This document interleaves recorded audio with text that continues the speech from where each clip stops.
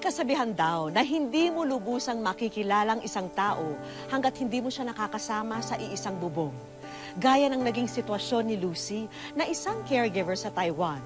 Umibig at nagtiwala siya sa isang lalaking may lihim pala na gawain. At nang mabunyag niya ito, tila huli na ang lahat para sa kanya. Hey, Ted. Halos 3 taon nang mag-live-in partner sina Ted at Lucy. I need to go now. Malayo sila sa kani-kanilang mga pamilya. Hey, Ted. Kaya naman naging sandala na nila at Did you hear katuwang me? ang isa't isa. Hey, did you hear me? There's food on the table. I have to go now, okay?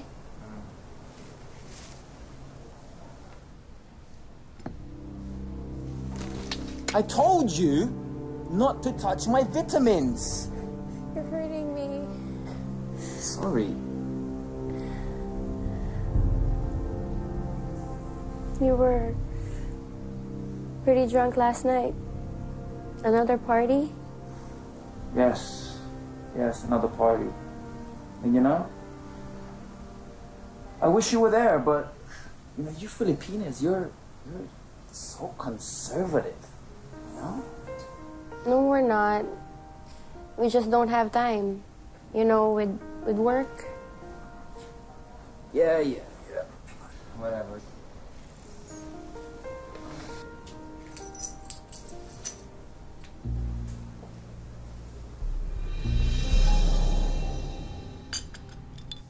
Sigurado ka ba sa nakita mo? Baka naman gamit niya yun sa opisina. Leather strap at saka latiko. Civil engineer si Ted. Saan naman niya gagamitin yun? Ibig sabihin, may fetish si Ted. Mahilig siya sa Carino Brutal. Yung kaya yung dahilan kung bakit nanlalamig siya sa akin itong mga nakaraan? Pwede. Kung yun naman kasi talaga ang sexual preference niya, at ikaw naman hindi. Pero natatakot ako. Hindi ba mali yun? Para sa akin, walang mali doon. Paraan lang yun para mas maging exciting ang buhay niyo mag-asawa. Ay, hindi pa pala kayo kasal. Yun na nga, hindi pa kami kasal. Bella, anong gagawin ko? Mahal ko si Ted. Ayoko maghiwalay kami.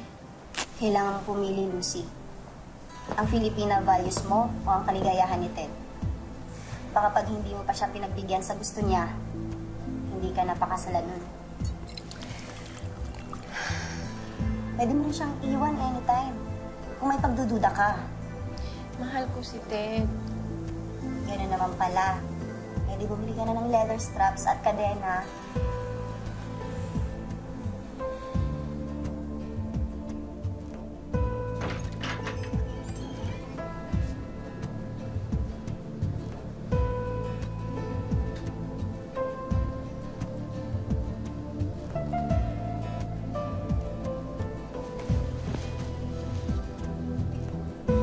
I don't know if I can do this.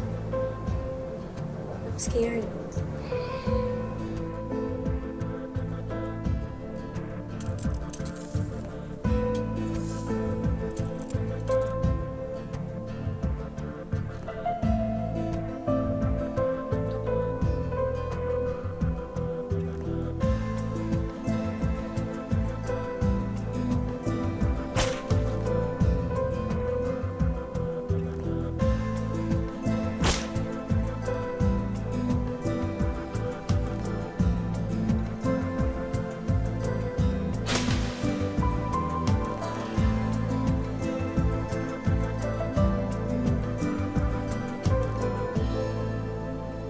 Naging mas masaya na nga ang pagsasama ng magkasintahan matapos pagbigyan ni Lucy ang para sa kanya'y kakaibang hilig ni Ted. At makalipas ang ilang buwan, may bagong yugto sa kwento ng kanilang pag-ibig. Hey! So this, surprise. Daya mo, you came early. Come on, sit. Yes, to come home to my lovely, sexy, beautiful wife. But seriously, what's all this about? I mean, it's not our anniversary, is it? Here, have some wine.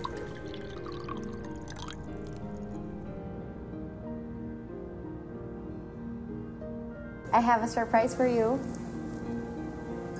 Ready? We're going to be parents. Say what? I'm pregnant. You're gonna be a dad.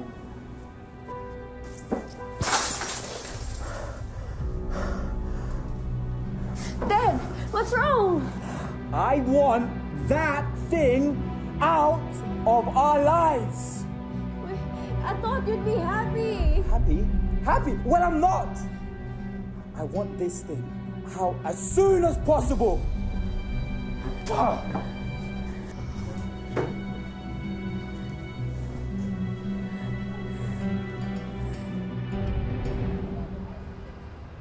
Come on. Come on. Come on. Listen, I have a friend in here, okay? A doctor friend who's gonna help us get what we want. No, I won't do it. Why? What is it? Is it your Filipino values again? Listen, that thing is better off dead than alive. Now, let's go! This child is yours. It's ours. How can you say that? Easy. Easy. Just take my word for it and let's go! You're hurting me. No, no. Listen to me. Listen to me. Me and you, we have a good thing going, okay? And this child is gonna screw everything up. Now, let's go. Okay? No, I You won't have to do come it. with No. me. Come on. No, help. Get off! Off me! Come on!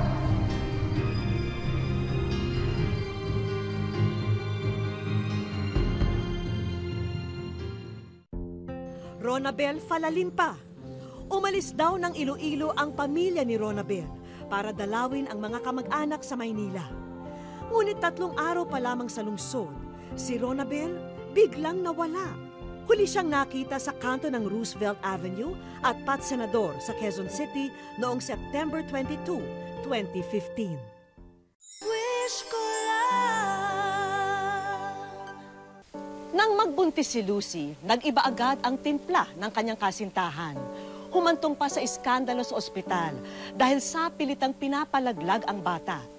Pero nanindigan at kumontra si Lucy para buhayin ang nasa sinapupunan niya.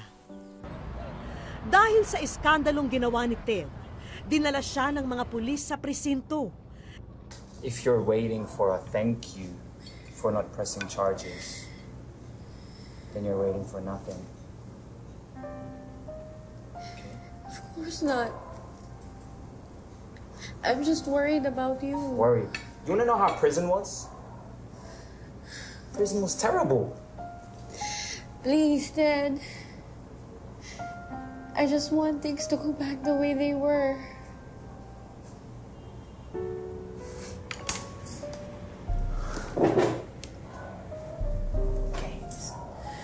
If you want things to go back to the way they were, then don't have that kid, okay?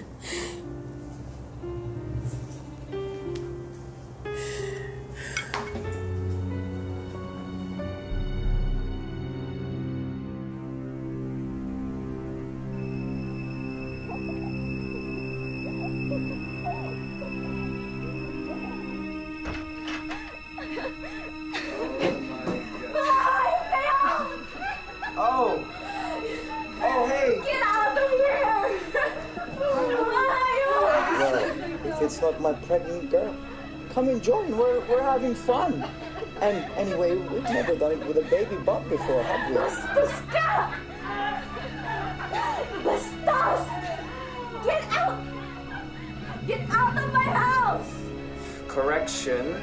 Last time I looked, this is my house. My house. And these are my guests. You see, this is exactly why I didn't want you to get pregnant. Everything was going so well until you put a cap on it and decided to have this thing. This thing. So, if anyone, excuse me, has to leave, has...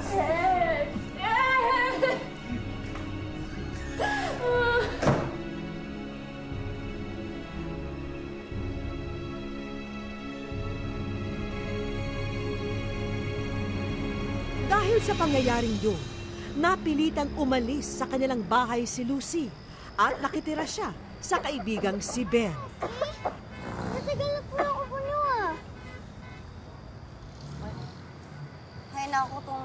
to. Laging nagtitipid. Ni ayaw magpatingin sa doktor.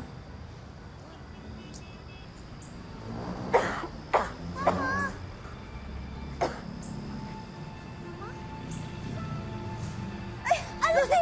Lucy! Lucy! Gusto ko! Gusto ko! Help! Yumia! Help! Lucy! Yumia! Yumia! Help! Chat! Please help us!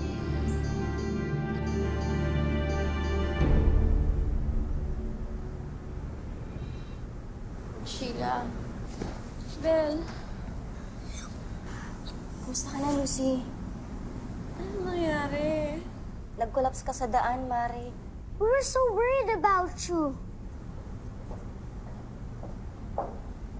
We know why you collapsed. First of all, you have primary complex tuberculosis. Fortunately, it's still on the early stages and it can still be cured. But there's more. May I speak with her privately? Let's go, baby. I am sorry to tell you that you tested positive for HIV. HIV? I'm very sorry, but yes, you are HIV positive.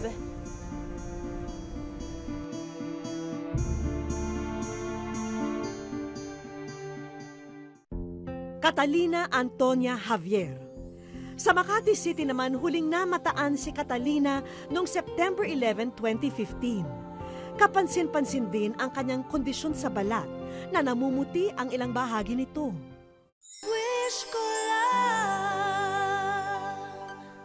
HIV positive daw si Lucy. Ito na marahil ang dahilan kung bakit mabilis siyang manghina at dapuan ng sakit.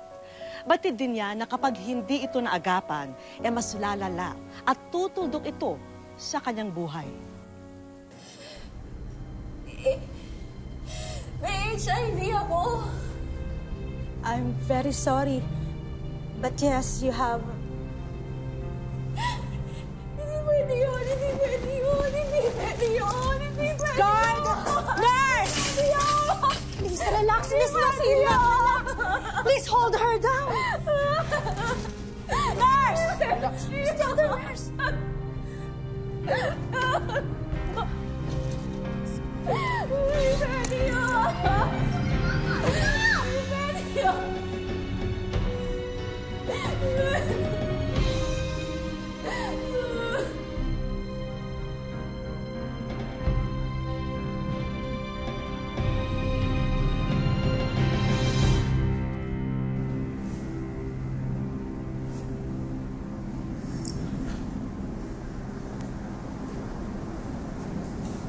Mama? Sheila, asan si Tita Belle mo? Umuwi na po. Umuwi?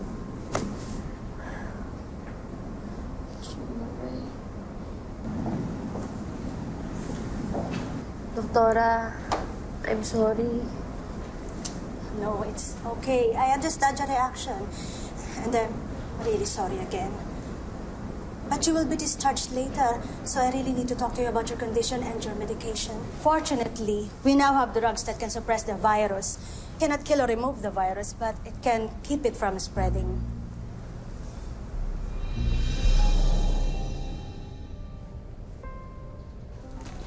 I told you not to touch my vitamins. Itong gamot na to, ito yung gamot ni Ted. Ang hayop na yun, siya may gawa nito sa akin eh. Alam na niyang may sakit siya. Pero, Mama! You do not get the HIV from kissing or hugging, only through infected needles and, you know. but I would still like to have her checked, please. Yes, of course. You may have the test results within the day. Anak, sama ka muna kay doktora, ha? Ah, Opo. test lang kita, okay? Come on.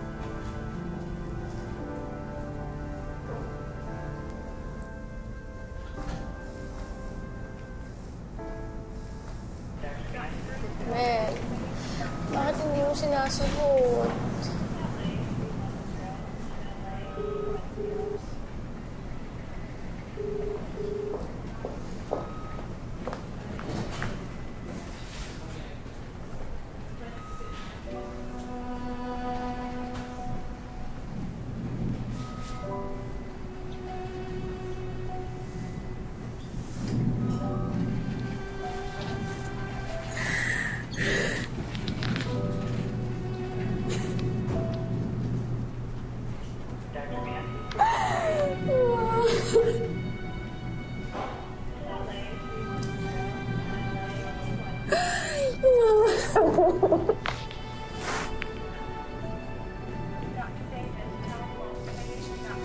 Mama, what's wrong?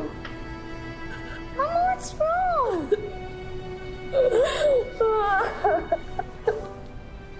Dahil hindi alam ni Lucy na siya'y may HIV habang nagsasama pa sila noon ng dating kasintahan, pati tuloy sa bata sa kanyang sinapupunan, na ipasa rin niya ang sakit.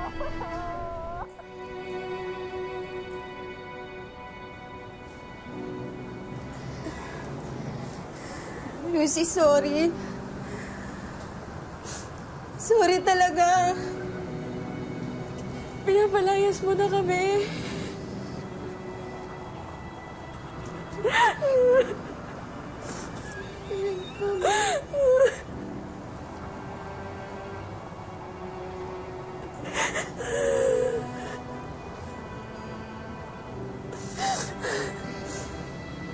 Lucy, please. Ayoko sanang gawin to. Pero may pamilya din ako. Lucy, patawarin mo ako.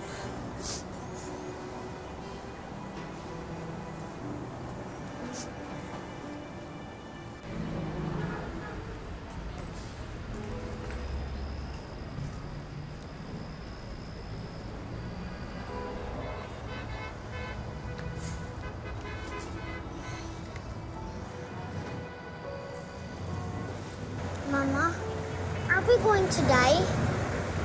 Mamamatay na po ba tayo? No. No, we're not going to die. Hindi pa tayo mamamatay. Hindi ko papayagan mangyari yun. Hindi pa tayo susuko, anak. Alam mo kung bakit? Dahil sa'yo. Dahil mahal na mahal kita. At hindi ako papayag na may mangyaring masama sa'yo. I love you too, Mama. Sorry, anak, ha. Nanghina ang loob ni Mama, eh. Masyado niya kasing inisip ang bigat ng mga problema. Pero okay na ako ngayon.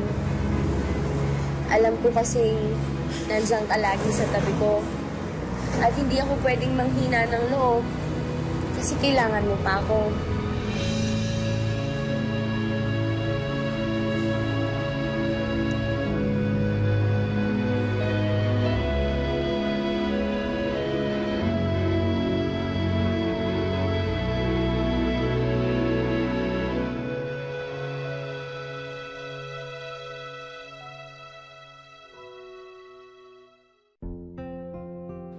Noon lamang nakaraang Sabado, inilapit ni Vanji sa programang Wish Ko Lang ang kanyang anak na nawawala. Sumama raw ito sa isang kaibigan at may 3 linggo nang hindi umuuwi. Dahil sa tulong na rin ng mga nakakita ng larawang na ipakita sa ating programa, agad natunto ng ina ang nawawalang anak. Hi, Ma'am Vicky Morales. Maraming salamat po sa Wish Ko Lang. Kung hindi po sa programa nyo, hindi ko po makikita at matutunton yung anak ko. Maraming salamat po. Mabuhay po kayo. Wish ko lang. As of January this year, 22 cases na ng HIV ang naitatala. Mas malaki po ito kumpara sa 21 cases per day na naitala noong January of last year. At ngayon po, makakasama natin si Dr. Diwata Ariola para mas maliwanagan tayo tungkol dito. Doc, bakit tumataas? Of course, tumataas po because of the stigma and wala pong kaalaman ang maraming Pilipino about HIV. Doc, meron po kaming kaibigan na ilalapit sana sa inyo. Kasi na-transmit niya yung kanyang HIV sa kanyang 8-year-old na anak na babae. Ito ang malungkot na sinapit ng 48 taong gulang na si Lucy. Hindi niya tunay na pangalan.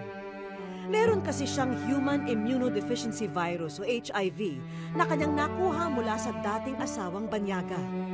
Sa kasawiang palad, naipasa niya rin ito sa kanyang anak habang nasa sinapupunan pa. Itinago namin ang bata sa pangalang Sheila. Oo, inamin niya. Kaya gusto niya dati palaglag yung bata. Kasi may rason siya. Pero sabi ko sa kanya, bigyan mo ako ng rason bakit gusto niya palaglag yung bata. Hindi niya sinasabi. Basta kawawa daw kayo mag-ina. Yung pala, may point siya na yung pala na yung may sakit. Kasi alam niya, mayroon na. Hindi niya sinasabi. Hindi ba siya naging honest sa akin? Hindi niya sinabi lahat. Ito na to, wala akong magagawa eh. Wala na dapat sisihin dahil nangyari na eh. Hindi na dapat ibalik. Sa tanang buhay niya, hindi umano naisip ni Lucy na ganito ang magiging kahihinatnan niya at ng kanyang anak. Gayunpamay, tuloy ang buhay para kay Lucy. Kung kailangan maging malakas ako dahil sa anak ko, kasi kung hindi ako maging malakas, paano na yung anak ko? Saan siya pupunta? Yung mama ko matanda na. At upang makilala na rin ni Doc ang aming matapang na kaibigan, inalalayan na ng aming staff si Lucy kasama ang kanyang ina at anak. Hi! Hello! Naku! Good afternoon! Alika! Naku! Sige. Hirap nang makalakad si Lucy, pero kitang-kita ko sa kanya ang imahe ng isang matibay na ina. Ang ina ni Lucy ang sandigan niya ngayon sa madilim na kabanatang ito ng kanilang buhay.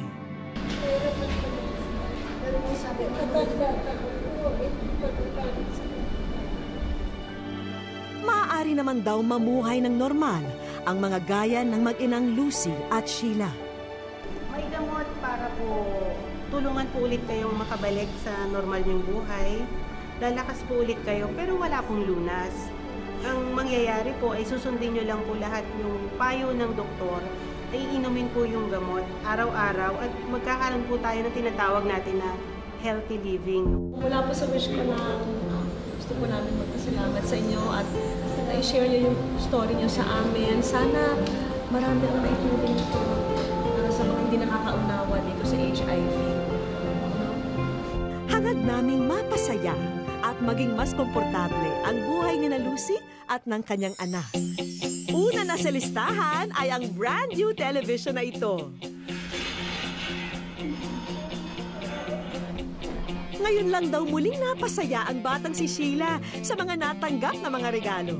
Pag pinagsasara siya ng TV, minsan inaawit ko siya ng mga may-ari ng TV, pinapauwi. Opo, natuwa nga po siya eh. Siyempre, ang unang palabas sa TV ay ang pagbati ng mga kaibigan ni Lucy sa NGO na kanyang sinalihan. Hang on, kaya mo yan. Nandito kami sa iyong tabi para ikaw ay suportahan. Sinubukan naming imbitahan ang mga kaibigan niya pero nasa isang misyon daw sila at nasa Tacloban. Father Tino, thank you po. Ryan, thank you. Muli po dahil sa inyo.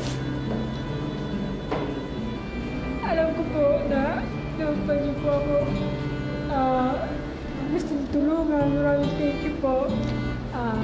Papi, pangalawang pamilya ko kayo. Maraming salamat po sa mga tulong. At sa paghabi ng kurtina, aba, bubulaga naman ang iba pang mga sorpresa. Parang komportable na kayo. Kasi alam namin hindi kayo komportable sa tagaan niyo ngayon. May rollator walker, commode, at higaan din. Komportable po.